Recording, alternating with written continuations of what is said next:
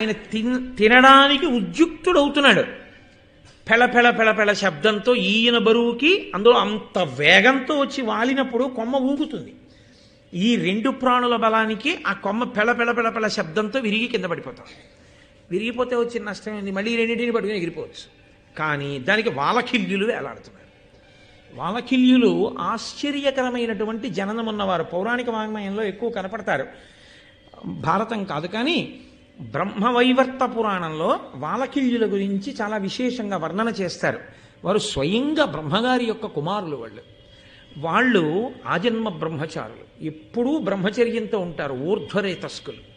వాళ్ళ శరీరాలు కూడా బొటనవేలు ఎంత ఉంటుందో అంతే ఉంటాయి.